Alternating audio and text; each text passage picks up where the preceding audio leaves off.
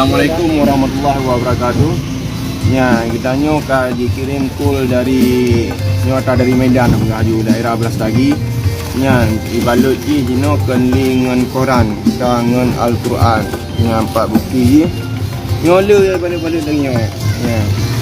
Dia harus ji dengan Quran ni balut atau hanai balut nyoka Nyok pelecehan tak? Ya, nyoka menghina tak nyo. Nyo tanya harus bertindak lah nyo. Ya. Tu bet cok lekol Medan. Harus